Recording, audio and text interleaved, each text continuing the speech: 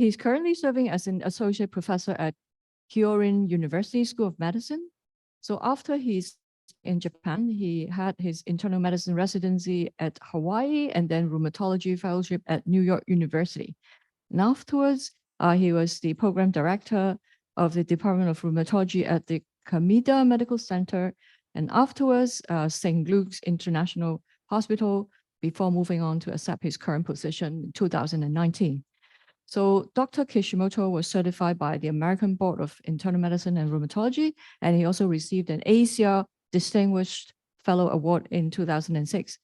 He's also a steering committee member in the APLAR Guideline for Management of Rheumatoid Arthritis, as well as SpA, and is currently the APLAR SpA SIG member, and also JCR Guideline member, and he's also GRAPPA and ASAS member.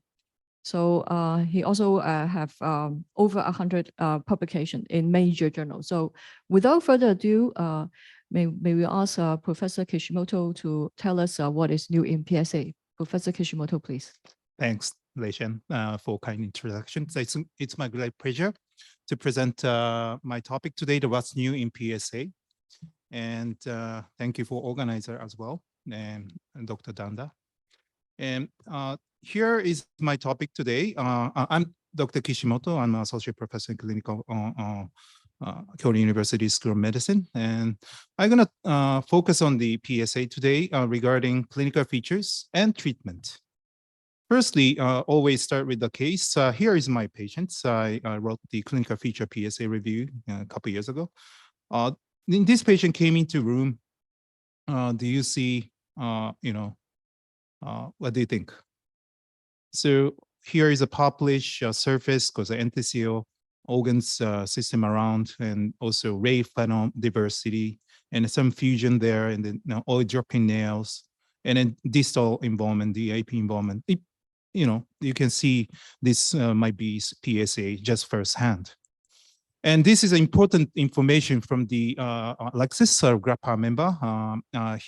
She used the Corona, now called Evista registry, around 350 patients who started the biologics. Two-thirds of them have more than 3 domains. The 5 domain, nail and skin divided, and a 6 domain, and then 3 or more domain when you start the biologics. So when you start the biologics or any treatment, you have to see what type of domain that patient involved. And then here is the EULAR recommendation, currently 2019, but in next EULAR in June, May, they will present the new EULAR recommendation. I got the new informations. And then here, the 2019 recommendation, the polyarthritis monoenthesitis actual disease domain. Then here, dactylitis is attached to the polyarthritis. Why? It's according to the expert, that's the categorized as a poor prognostic factors. So sausage digit dactylitis often seen in the patient with the PSA. That's one of the key. But you have to take off the socks, because according to the PSA cohort in Toronto, 500 patients, and half of them have dactylitis, but the 2/3 of them have toe only. So you have to take off the socks. And then here is the new information from the leads, Helena and Halliwell. They published the ARD last year around the 177 patients with the PSA. And then half of them have dactylitis. And then who had a dactylitis had a more damaged. And then dactylitic PSA versus non-dactylitic PSA, they showed around 2/3 of them have polyarthritis with a dactylitic PSA. In opposite, oligo is main in the non-dactylitic PSA. And then they look at the ultrasound and non-dactylitic versus dactylitic PSA. Important thing is here, US erosions. Around 12% of the non-dactylitic have erosions at the ultrasound. However, dactylitic PSA have more. 30% of them have erosions at ultrasound. And how about actual disease? I'm going to go into the next topic. Actual PSA was reported to be 25 to 70% of PSA patients. It's wide range. Why? Because there's no classification criteria. Now, ASAS and GRAPPA working on that axis study to develop the classification criteria and the nomenclatures of the actual PSA. Here is the two different disease probably associated with the 8 bilateral but asymmetric disease, and more perpendicular syndesmal, non-marginal syndesmal fight. And this is my patient with the PSA, the isolated neck lesions. It can be seen in the PSA patient, so be careful. And here is the axis study that's ongoing. This is a new information from the Toronto team again. Daphna wrote this one, around the 1,300 PSA patients. Among them, around half of them have axial involvement defined unilateral grade 2 SI. Then they follow more than 5 years, and then 150 patients are followed for more than 5 years, and then half of them progress to the AS defined by New York criteria. So who developed the New York criteria? So this multivariate analysis showed the high PASI, I'm sorry in Japanese, but the high PASI score, and also peripheral joint destructions, and also male gender. That's associated with the risk factor to develop the progressions of the actual involvement. And then protective factor is the degenerative disc disease. So you think that's the dish or other degenerations, then the progression rate is lower. Another report from China published last year, actual PSA with without dactylitis again. So dactylitis actual PSA patients have more damage and high activity, according to the China data. So, okay, so dactylitis and actual disease. So let's move on to the treatment. The GRAPPA recommendation just published last year. Here is the 2015 criteria. Domain is big change, actually. Sorry. Oh. So here, the comorbidity divided into the related condition, including uveitis and IBD, and then rest of the comorbidity is there. And then joint and skin domain unchanged. And then since 2020, lots of information from IL-23 inhibitor studies and JAK inhibitor, especially upadacitinib, data published. And so they added the we added the IL-23 and then JAK inhibitor in each domain. And so what is the new treatment options? Here is the lots of, selections. So which you like to treat the patients with the PSA. And here is the PSA comparisons, ACR20 response at that 6 month overall study is not head-to-head comparisons, but here's the TNF inhibitor ACR20 rate. Here is the percentage of the bio users in the different clinical studies. And here's the ustekinumab and IL-17, batacept, 23 inhibitors, oral agent, JAK inhibitors. Here is upadacitinib, and the others, tofacitinib, and apremilast is the last. So it's great to see this, information and many choices in the daily practice. So firstly, I'm going to touch the new information for TNF inhibitors.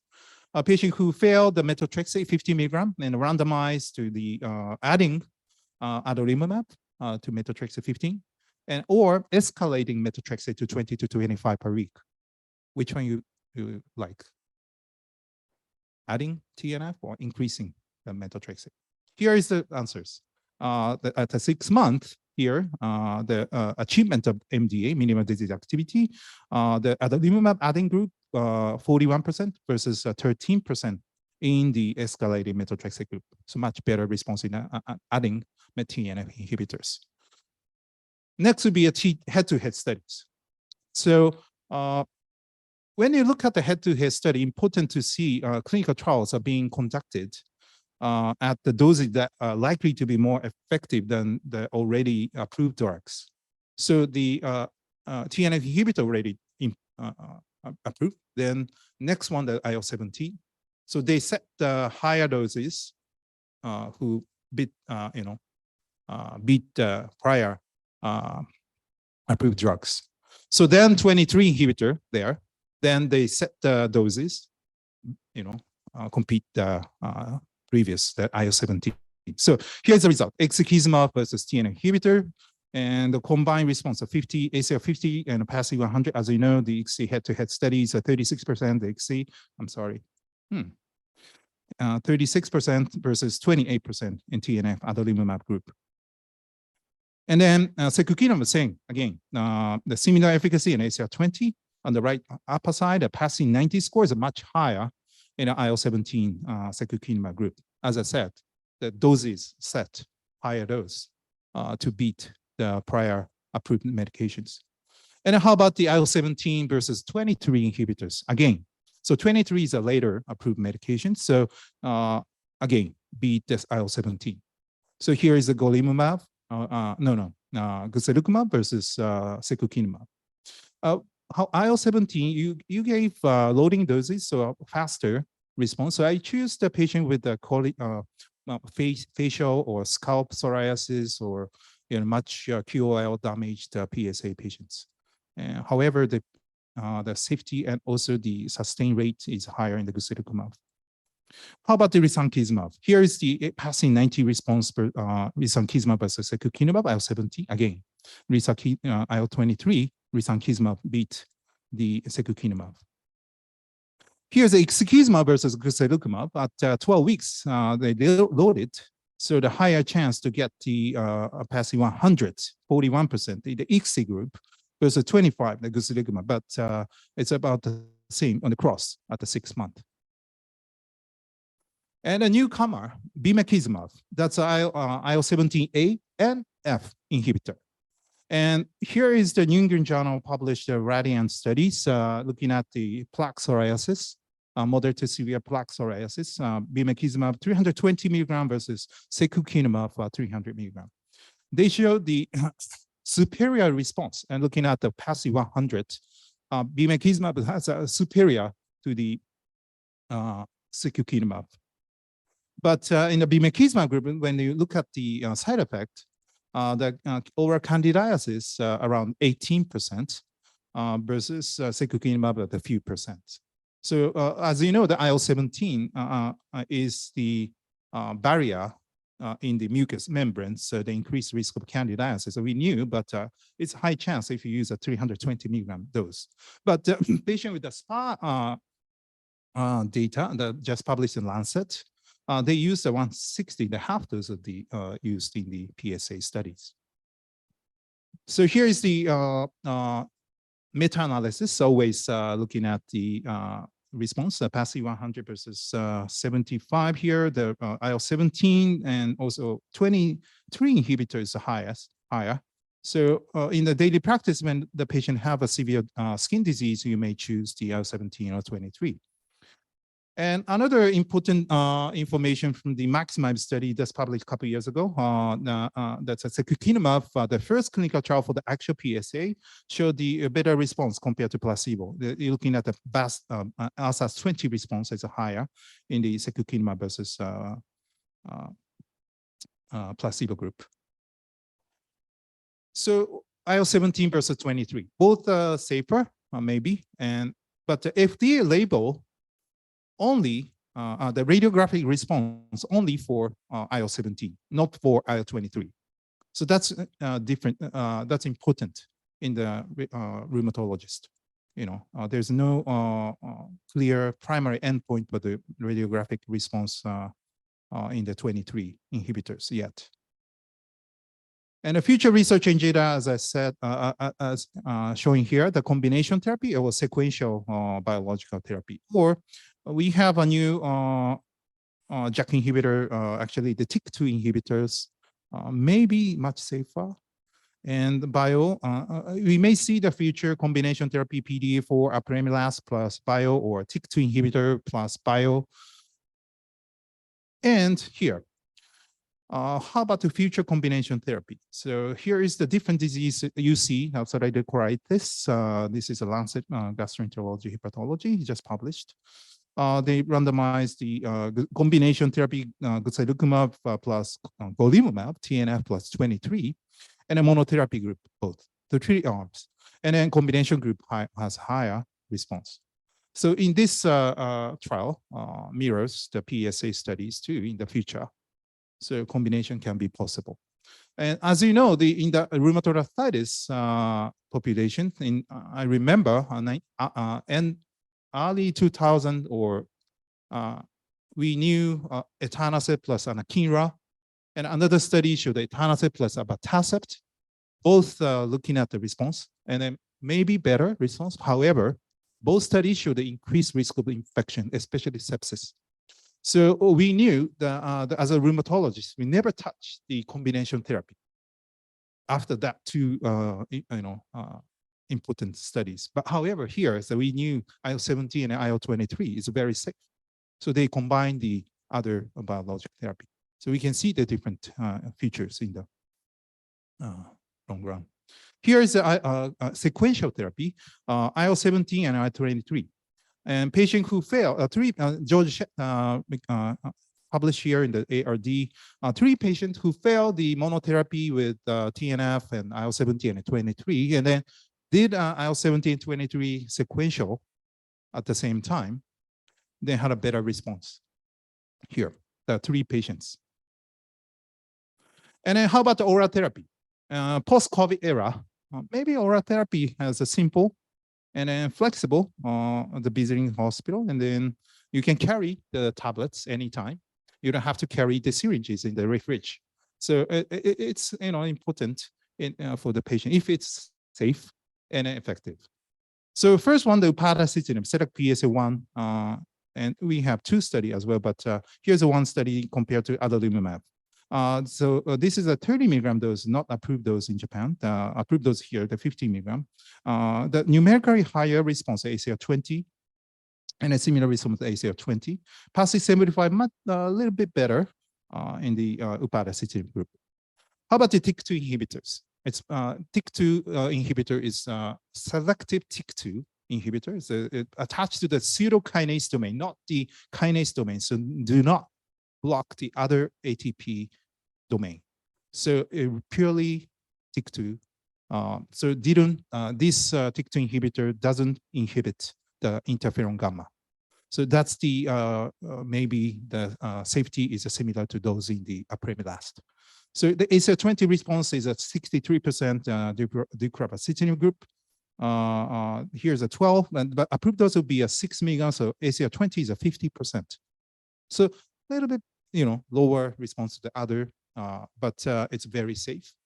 And the label of the approval was same as apremilast in the FDA in Japan as well.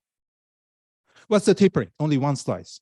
So here's a T2 tapering of a TNF inhibitor, randomized PSA patient and SpA patient to tapering schedule dose, and then 2-to-1 ratio. The one group has a continued 2-to-1 ratio to treat to target tapering. Then you can see that you can taper nicely, and if you flare, then you can go back to the previous dose. Then the half the patient achieved the 50% reduction of the bio use. So it's good for the safety and also cost issue as well. How about the precision medicine? Here is only 1 slide. Yoshia Tanaka group published a couple of years ago, or 3 years ago, looking at the peripheral blood, CXCR3 and CXCR6, and then divided into the different algorithm. And they showed if you follow these peripheral blood precision medicine, MTXIR PSA patient, then higher chance to get the ACR20 and a 50, and PASI maybe 75 response. So in the future, we can see the precision medicine. I think Binod and Grappa team working on the biomarkers who developed the PSA and psoriasis, or who responded to biologic therapy. Lastly, how early do you treat? As you know, the Jose published in the Nature Review Rheumatology, PSA, this is a prodromal subclinical. We have many studies seen like on the osteophyte ultrasound and QCT, And it may be prodromal subclinical PSA, but not yet define the what's the which patient definitely developed the PSA.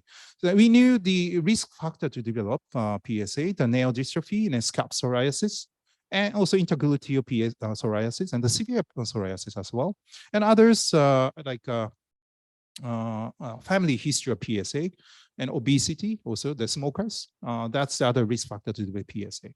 So here's the, can we prevent the PSA patient with the psoriasis? And according to the Italy study, it's a moderate severe psoriasis, and they follow at least 5 years. One group, bio users, and other group, 3 courses of narrowband UVB therapy, and 230 patients each group follow more than 5 years.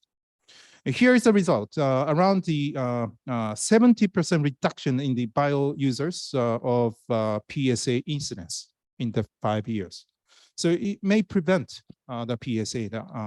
So as a rheumatologist, we may not see much PSA in the future if the dermatologists use a lot of bio at the first hand. And however, here's the other opposite result from the Alexis group from using the electoral database in the US, followed the 10 years. This is also retrospective studies. They showed the UV therapy versus bio users. This incidence of PSA is lower in the UV therapy group.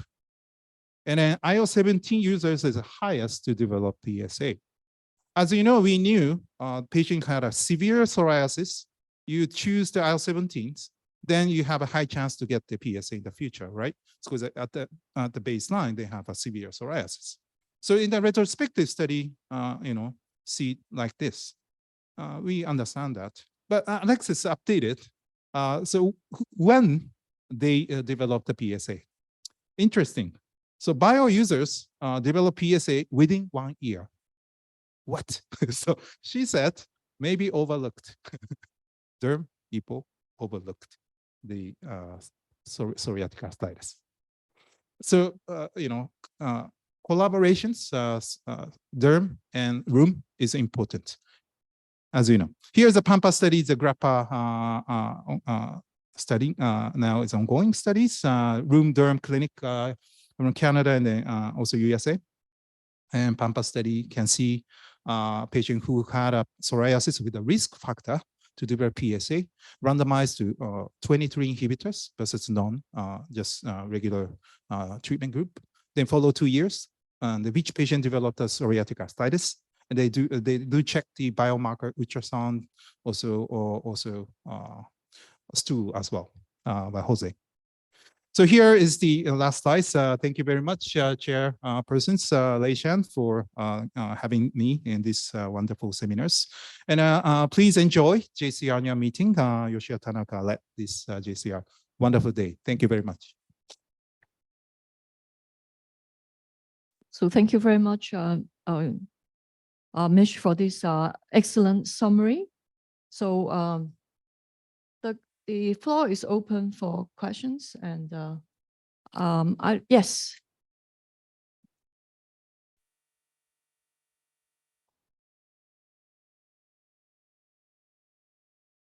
Thanks for an excellent lecture. I just wanted to ask, since neck involvement goes unnoticed sometime in a 40 years, 45 years female, dumped as a osteoarthritis or a cervical spondylosis, and which is the good modality to see the neck?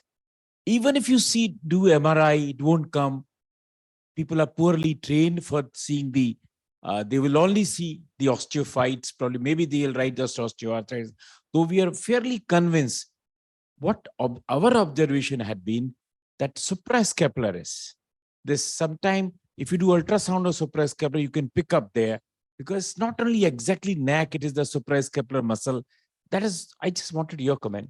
Yeah, great questions. I have no answer, but in the clinical situations, we knew that elderly persons, dish is very common, 50% prevalence in age older than 80. They have dish. So how do you differentiate? It's hard. Because when you have a patient PSA with the osteoarthritis, erosive OA, it's difficult to differentiate, even ultrasound. Ultrasound can pick up the synovial inflammation, the power Doppler signal in the erosive OA as well. It may be CPPD involvement. It's difficult, but also we need to know the actual involvement of PSA often seen without inflammatory back pain. According to Daphna's and also George's group also said only 40% have IBP. So 60% actual PSA have no IBP. So just a neck stiffness and a pain, then we have to screen. Always lateral view of the lateral, because it's a higher radiation exposure compared to the chest X-ray. So in the spine X-ray, always get just the lateral view. And then if you think it's suspicious of longitudinal follow-up, then you have persistent pain. Then I will get the MRI, because the MRI can pick up the around soft tissue involvement, enthesitis and capsulitis around, also facet joint, lucica joint inflammations, also spinal process enthesial involvement as well. So in then tell it may be PSA. So also you can see the multiple lesions at the spine. The Hong Kong group showed the SpA patient MRIs and more than 4 or 3 spine lesions, maybe SpA, then compared to less than 1, less than 2, then that's maybe degenerative disease. Okay, so yeah, we have next question. Thanks, Mr. Vishuji. A very nice summary of this one. I think for the Ved, I can say the one modality is in our setting, something like that. If somebody does have the symptom, a lateral view of this neck, spine, and the presence of the skip syndesmophytes, robust syndesmophytes may help to make the diagnosis. My question is that if dactylitis is there, among of the drugs, which one you just think must better in the outcome? Oh, you mean the which drugs inhibit the progressions? I think improvement and others with. Well, the peripheral joint, I use the sulfasalazine, the methotrexate, but as you know, these are not for the enthesial organ system treatment. So I choose the conventional synthetic dimers, but rapidly escalating to the bio. But I would choose the conventional synthetic dimer first. Even with the presence of dactylitis. Yeah, that's good. Yeah, because sometimes difficult, only monoathletic and then DIP and PAP, and then looking at the ultrasound, then there is dactylitis in between enthesial organ damaged. So it's difficult per clinical examination. So I choose the conventional synthetic dimers. It looks the prevalence of dactylitis is much higher from the study you have shown. Right, polyarthritis. Yeah. Thanks. You're welcome. So do we have any further questions? If not, then we would like to thank Professor Kishimoto again for the excellent presentation. Thank you all. And I think we will have like 10 minutes break. So we will come back in 10 minutes. Thank you.